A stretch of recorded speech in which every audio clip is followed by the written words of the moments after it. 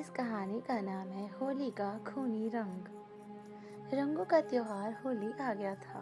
दिल्ली के एक पुराने मोहल्ले में स्थित शर्मा परिवार का घर चमक रहा था।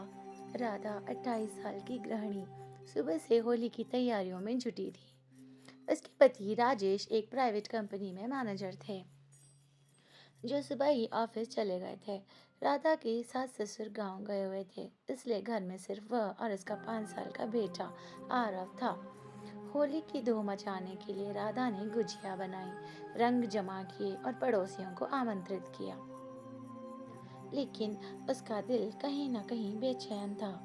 आज ननंद नीतू आ रही थी, राजेश की छोटी बहन, जो छत्तीसगढ़ से ट्रेन से सफर कर रही थी। नीतू की शादी को 2 साल हो चुके थे, लेकिन पति की मौत के बाद वह विधवा हो गई थी।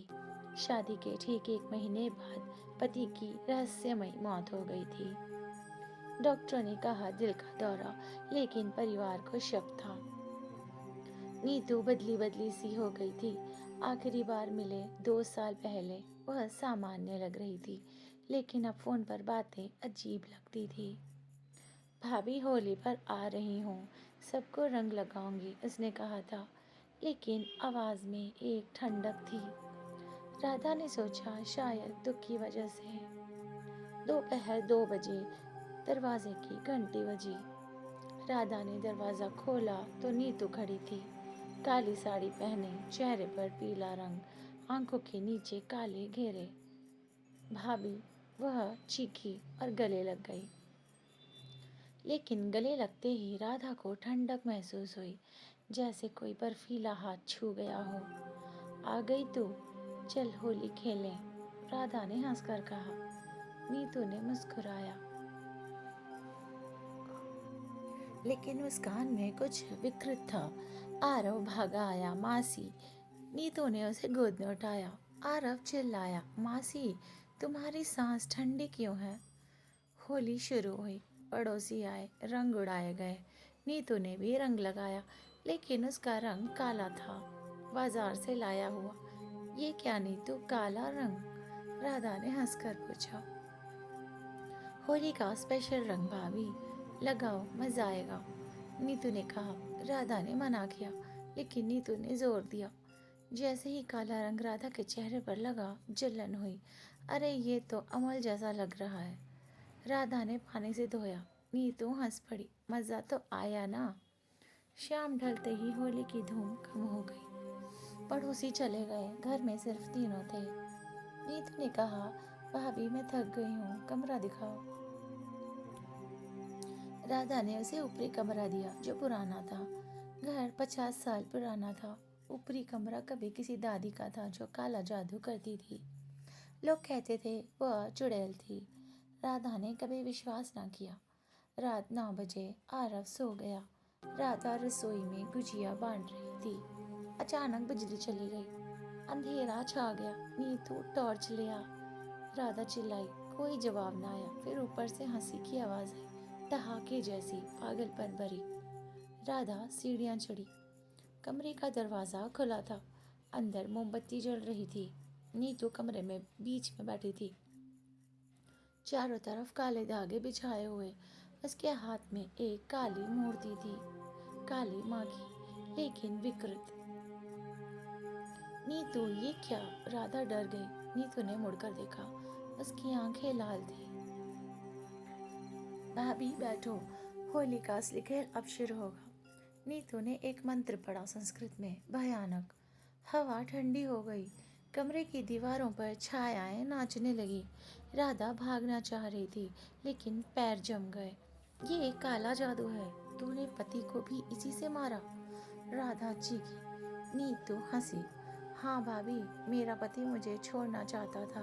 मैंने तंत्र मंत्र से बुलाया जहन्नुम का भूत, उसने दिल चीर दिया। अब तेरी बारी। भैया को मैं प्यार करती हूँ, तू बीच में है।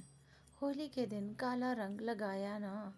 वो जहर था, रंगों में घुल गया। अब भूत आएंगे। अचानक कमरे में साए साए की आवाज आई। एक काला साया प्रकट हुआ, आधी ऊंचाई का, सिरलेस, हाथ लंबे। वह राधा की ओर बढ़ा।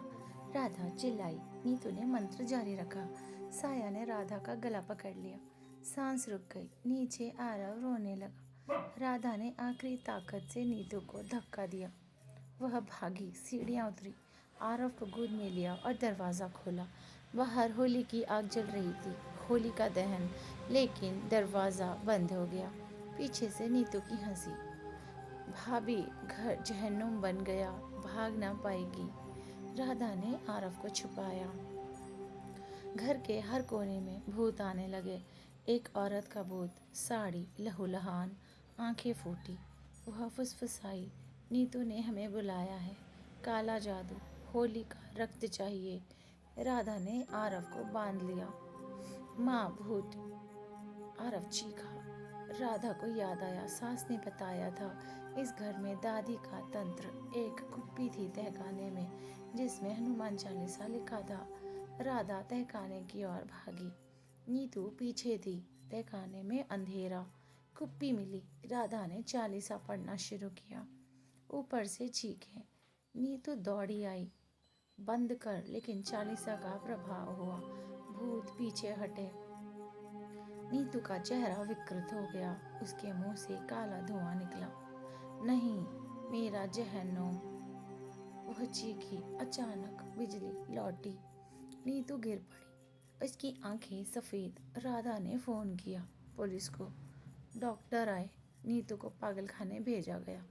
पता चला पति की मौत के बाद वह तांत्रिक के चंगुल में फंस गई थी। काला जादू सिखाया।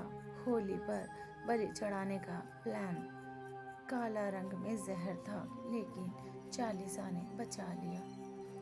अगले दिन, होली का दूसरा दिन, राधा आरव को लेकर मायके चली गई। घर जहन्नुम बन गया था। दीवारों पर खून के निशान, काले धागे। राजेश लौटा तो सब बताया। नीतू जेल में थी, लेकिन रातों में राधा को नीतू की हंसी सुनाई देती। होली का काला रंग कभी ना धुला। कुछ महीने बाद खबर आई, नीतू जेल से गायब। उसके कमरे में काला रंग का डब्बा मिला। घर फिर जहन्नुम। राधा कभी न लौटी। होली अब डर का त्योहार बन गया।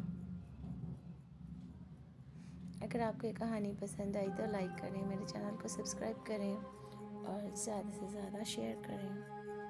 Thank you so much.